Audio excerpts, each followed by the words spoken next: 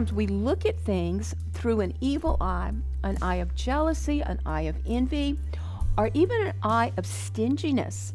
And all of these things can bring anger into our life.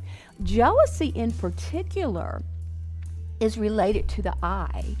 And so when you look at someone and you want what somebody has, or you feel as if you got a raw deal because somebody had this and you didn't have that, or you look at Facebook and you look at all these smiling faces and you think, well, I don't have that kind of life, that can engender great jealousy. And where there's jealousy, it's going to come up to the surface as anger.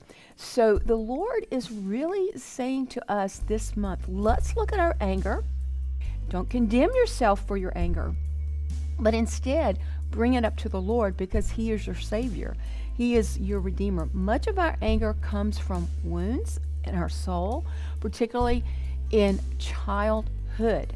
Some of our anger definitely comes from expectations that we had that did not get fulfilled in the way that we thought they should be fulfilled. So this is a good time.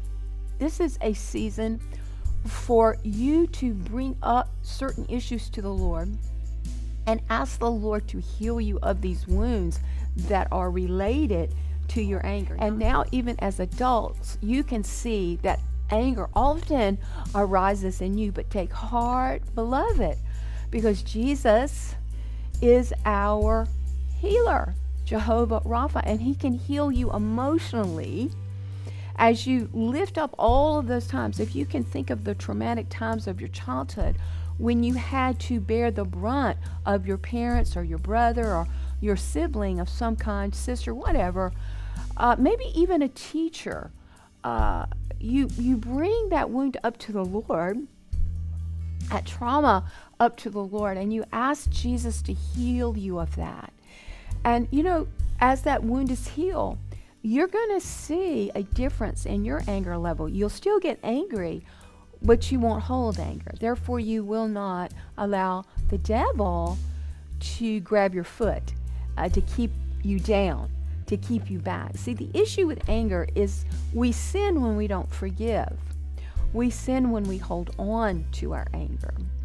So it's not even a good thing to suppress your anger. A lot of times people do that and they think that is not sinning, but what happens is you're just suppressing your anger and it's going down into your heart. And you're still very angry, and that anger can fester into hatred and even a desire to take revenge, but it's all within your heart. And you may look one way, but your heart looks a different way. So we have to understand that we need to express our anger, but we need to express it without a sinful stance. We need to speak the truth in love. 1 Corinthians 3:3, you are jealous and you argue with each other. And this shows that you are not spiritual and that you are acting like people of the world. We don't have room for jealousy, disciples of Christ, and we don't have room to argue with one another. Proverbs 10:12, hatred stirs up trouble.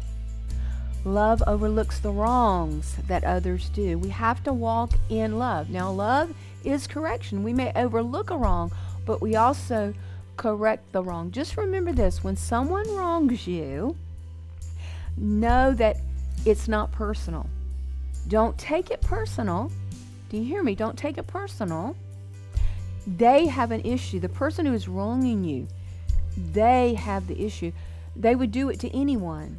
Don't take it personal, but sweeten your anger toward that person with compassion.